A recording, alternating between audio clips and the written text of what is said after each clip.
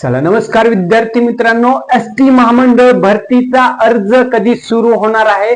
खूप महत्वाचा अपडेट आहे, कारण अर्जाची प्रोसेस सुरू होण्यापूर्वी भरती कुठे अडकलेली आहे, आता कुठल्या डिपार्टमेंटला अप्रूव्हल साठी पेंडिंग आहे ते तुम्हाला सविस्तर सांगणार आहे.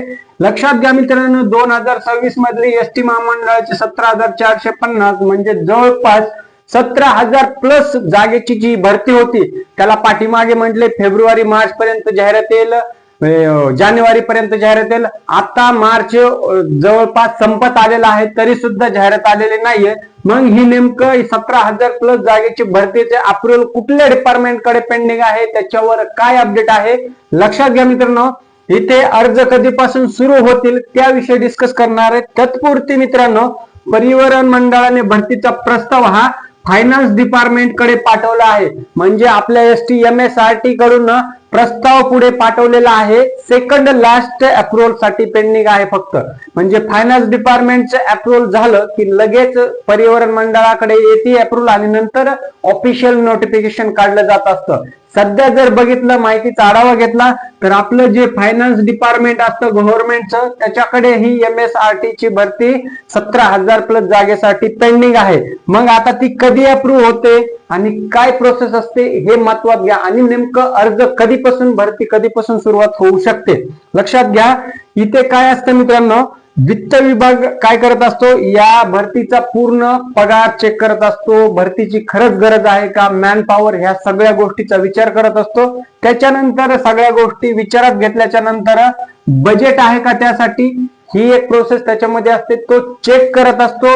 या भरतीसाठी जर परमनंट झाली किंवा होऊ शकली पुढे, जर कॉन्ट्रॅक्ट बेस असेल तर त्यासाठी किती बजेट लागेल ते बजेट इथं डिसाइड होत असतं मित्रांनो. त्याच्यानंतर त्या पदांची खरंच आवश्यकता आहे का, ही एक सगळ्यात महत्वाची बाब इथे चेक केली जात असते. त्याच्यानंतर फायनान्स डिपार्टमेंट काय करत असतं, मंजुरी देत असतं. कोणाला? फायनान्स डिपार्टमेंट ट्रान्सपोर्ट डिपार्टमेंटला, म्हणजे MSRT च्या बोर्डला मंजुरी देत असतं की आमच्याकडून सगळ्या गोष्टी ओके आहेत, तुम्ही आता ऑफिशियल नोटिफिकेशन काढू शकता, असं त्यांचं क्लिअर स्टेटमेंट, रिटर्न स्टेटमेंट असतं. त्याच्यानंतर MSRTC ला जर ती ऑफिशियल नोटिफिकेशन मिळाली, म्हणजे गो हेड भेटला, ग्रीन सिग्नल भेटलं, तर MSRT चा जो बोर्ड आहे त्याला त्या भरतीला अंतिम मंजुरी देत असतो. म्हणजे इथे जर तुम्ही ओव्हरव्ह्यू बघितलं तर सेकंड लास्ट स्टेजला फायनल अप्रूव्हलला भरती इथे पेंडिंग आहे. मग ही भरती नेमकं कधीपर्यंत होऊ शकते, याला वेळ किती लागतो? कारण की मित्रांनो लक्षात घ्या, मागच्या 2025 पासून सुरू आहे भरती येणार, कारण एसटी महामंडळात नवीन बसेसचा ताफा ऍड होतोय, त्यासाठी खूप सारे कर्मचारी लागणार आहेत. त्या निमित्ताने हे भरती काढलेले आहे, जेणेकरून प्रवाशांची कुठली गैरसोय होणार नाही आणि बेरोजगारांच्या हाती रोजगार मिळेल, हा त्या भरती मागचा मोठा उद्देश आहे.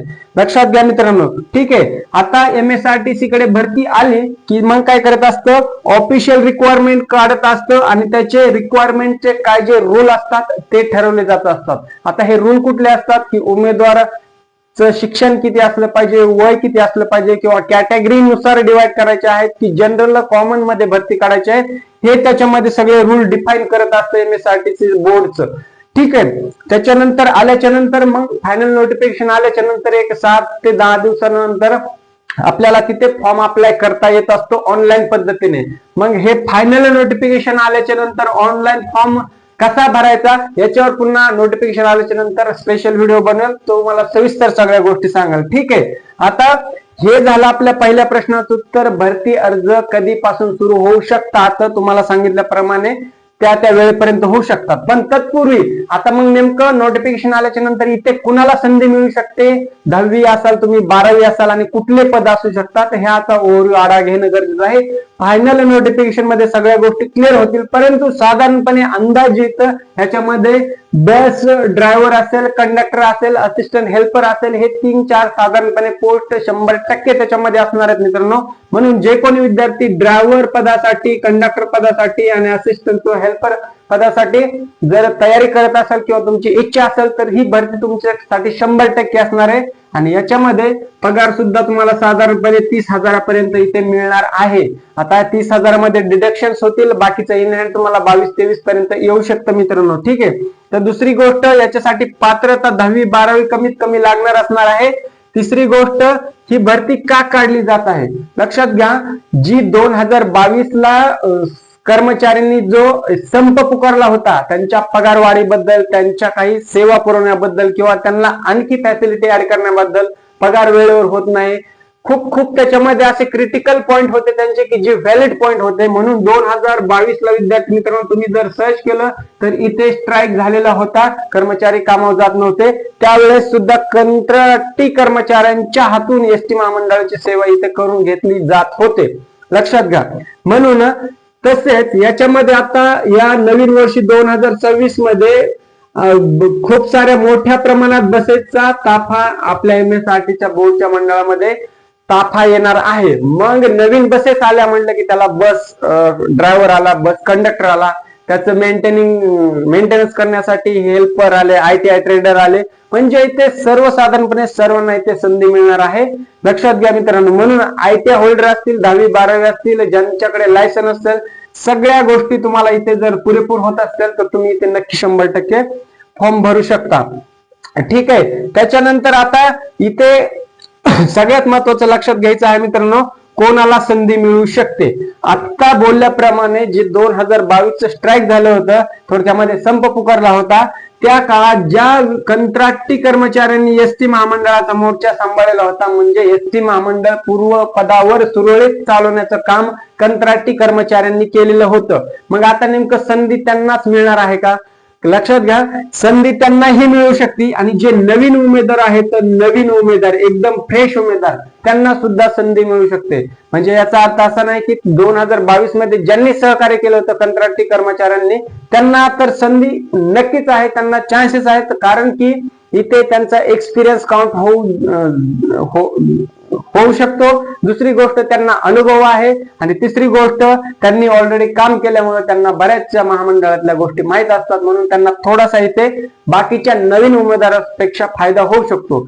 परंतु लक्षात घ्या, जर तुम्ही फ्रेशर ऍज अ फ्रेशर म्हणून इथे जॉईन करणार असाल किंवा उमेदवारीचा अर्ज भरणार असाल, मित्रांनो लक्षात घ्या, तुम्हाला सुद्धा 100% ते संधी आहेत. फक्त तुम्ही पात्रतेमध्ये बसला पाहिजे. तुमची वयोमर्यादा, तुमचं शिक्षण, तुमचं ड्रायव्हिंग लायसन, बाकीचे तुमचे डॉक्युमेंट आणि तुमचा एक्सपिरियन्स असेल तर तो, ह्या सगळ्या गोष्टी विचारात घेऊन तुम्ही परफेक्ट बसला तर तुम्हाला सुद्धा इथे संधी मिळणार आहे. मग आता ही भरती एवढे दिवस रखडली का, हा सगळ्यात महत्वाचा मुद्दा तो. कारण की बेरोजगार विद्यार्थी एवढे आहेत, खूप जास्त प्रमाणात विद्यार्थी मित्रांच्या हाताला काम नाहीये. एका भरतीवर खूप सारी प्रिपरेशन तयार करत आहेत, अभ्यास करत आहेत आणि केवळ भरतीचीच वाट बघत आहेत.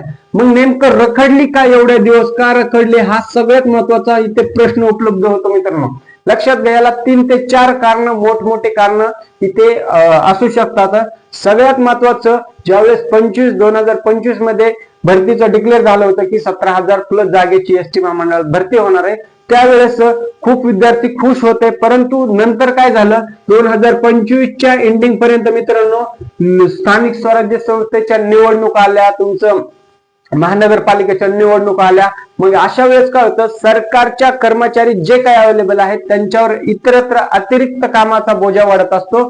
त्या कामामुळे त्यांना थोडासा वेळ मिळत नाही किंवा प्रस्ताव, मंजुरी, आराखडा राखण्यासाठी, बाकीच्या सगळ्या ज्या ऑफिशियल गोष्टी असतात त्या करण्यासाठी सरकारवर लोड असतो आणि त्यावेळेस कर्मचाऱ्यांचा तुटवडा भासत असतो. म्हणून इथे थोडाफार डिले झालेला असू शकतो, हा एक अंदाज आहे, परंतु तो अंदाज खराच आहे. दुसरी गोष्ट काय आहे, आता 17,000 प्लस भरतीची घोषणा तर झाली, परंतु आता मग एवढे दिवस रखडण्याचं दुसरं आणखी कारण असू शकतं मित्रांनो, की या भरतीसाठी विरोध जास्त होत होता. कारण की ही भरतीचं ज्यावेळेस घोषणा झाली त्यावेळेस ही कॉन्ट्रॅक्ट बेस्ड भरती असं घोषणा झालेली होती. त्याच्यामध्ये जवळपास 1 ते 2 महिने या भरतीला खूप मोठ्या प्रमाणात विरोध झाला होता की हे आम्हाला कॉन्ट्रॅक्ट बेस भरती करण्यापेक्षा आम्हाला ही भरतीच नको आहे, असं डायरेक्ट विद्यार्थी मित्रांचं स्पष्ट म्हणणं होतं. शिक्षण संस्थांचे सुद्धा तेच म्हणणे होते, ज्या की त्या रिलेटेड कर्मचारी घडवत असतात.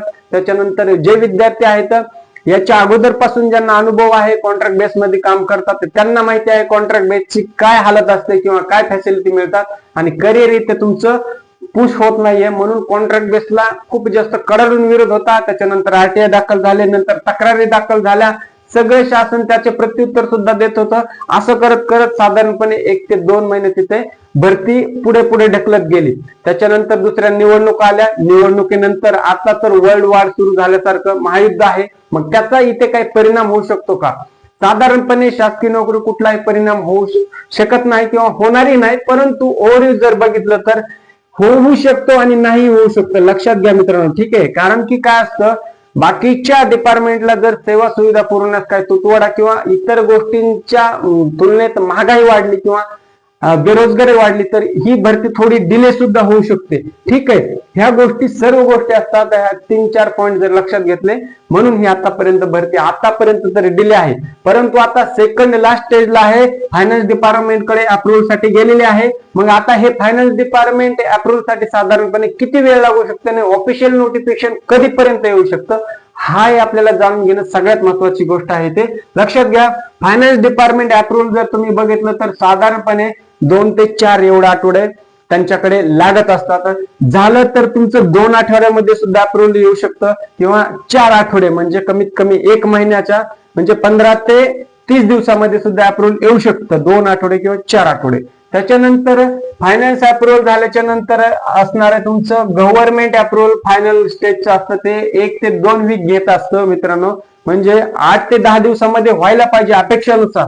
परंतु आता म्हटल्याप्रमाणे 10-100 रिझन असतात. भरती येऊपर्यंत खूप अडथळे येत असतात. तर सगळ्या अडथळ्यांना पार करून ते 1-2 वीक त्यांच्या कामाच्या ह्याच्यानुसार घेत असतात. नंतर नोटिफिकेशन यायला काय लागत असतं, लक्षात घ्या. नोटिफिकेशन यायचं म्हणजे भरती जशी डिक्लेअर झाली की डायरेक्टली नोटिफिकेशन त्यांना देता येत नाही. कारण की नोटिफिकेशन मित्रांनो सगळे रूल्स तिथे ठरवले जात असतात. नोटिफिकेशन येण्याच्या अगोदर त्या रूलच्या अगेन्स्ट तुमचं जे नोटिफिकेशन पब्लिश करणार असतं सरकार, त्याच्यामध्ये सगळ्या गोष्टी नमूद असतात.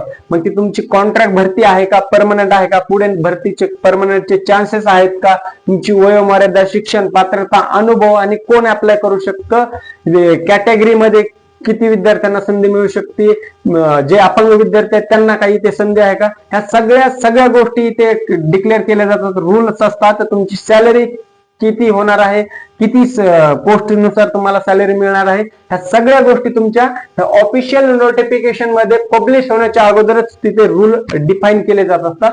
म्हणून तिथे सुद्धा साधारणपणे 1 वीक लागतो. म्हणजे लक्षात घ्या, अप्रुव्हलला सगळ्यात जास्त टाइम लागतो 2 आठवडे ते 4 आठवड्यापर्यंत म्हणजे 1 महिन्यापर्यंत. गव्हर्नमेंटचं फायनल अप्रुव्हलला 1 ते 2 म्हणजे 15 दिवसाचा कालावधी. नोटिफिकेशन साठी साधारणपणे 4 ते 10 दिवसामध्ये इथे होऊ शकतं. कारण ही जास्त मोठी प्रोसेस नाही परंतु महत्वाची प्रोसेस आहे. म्हणून इथे 1 वीक लागू शकतो. आणि त्याच्यानंतर ऑनलाईन अप्लाय करण्यासाठी म्हणजे जसंच नोटिफिकेशन आलं, समजा आज नोटिफिकेशन ऑन झालं की ह्या भरतीचं एसटी महामंडळाचं नोटिफिकेशन आलेलं आहे, मग साधारणपणे एक आठवड्यापासून पुढे आपल्याला ते डेट देत असतात की तुम्ही XYZ डेट पासून तुम्ही XYZ डेट पर्यंत म्हणजे या डेट पासून या डेट पर्यंत तुम्ही ऑनलाईन पद्धतीने अर्ज करू शकता असं ते तिथे नमूद केले जात असतं. अर्ज नमूद भरायचं डेट दिल्याच्या नंतर तिथं करेक्शन विंडो सुद्धा दिली जात असतात. कारण काही वेळेस काय होतं, बऱ्याच विद्यार्थ्यांचे अर्ज करताना काही गोष्टी चूक होतात, त्यांचे अर्ज सुद्धा बाद होऊ शकतात. म्हणजे इथून मागे केलेली सर्व मेहनत फक्त एका अर्ज चुकीचा फॉर्म पद्धत भरल्यामुळे त्यांचा बाद होऊ शकतो. म्हणून करेक्शन विंडो सुद्धा तुम्हाला तिथे देत असतात. म्हणून ह्या सगळ्या गोष्टी विचारात घेता ह्या गोष्टीचा ह्या दिवसांचा जर ऍडिशनल केली तुम्ही साधारणपणे अंदाज येतात तुमची भरती एप्रिल-मे 2024 पर्यंत येऊ शकते मित्रांनो. कारण की आता जवळपास 6 महिन्याचा कालखंड होऊन गेलेला आहे भरतीची घोषणा होऊन. परंतु आता मे बी एक अंदाजित एप्रिल-मे 2024 पर्यंत भरती यायलाच पाहिजे. जर नाही आली तर तिथून पुढची आपल्याला स्ट्रॅटेजी ठरवावं लागेल. कारण सर्वांना नोकरीची खूप गरज आहे, खूप विद्यार्थी मेहनत करत आहेत मित्रांनो. म्हणून ही भरती लवकरात लवकर यायला पाहिजे अशी अपेक्षा करूया मित्रांनो. या भरतीबाबत तुमचे आणखी काही प्रश्न किंवा डाऊट असतील तर कमेंट बॉक्स मध्ये कमेंट करा. त्याचं उत्तर सोल्युशन देण्याचा मी नक्की प्रयत्न करेन मित्रांनो. इथेच थांबूया, भेटूया नवीन अपडेट सोबत, नवीन भरतीच्या नवीन कन्सेप्ट आणि गोष्टी सोबत. तोपर्यंत जय हिंद मित्रांनो, धन्यवाद आणि राम.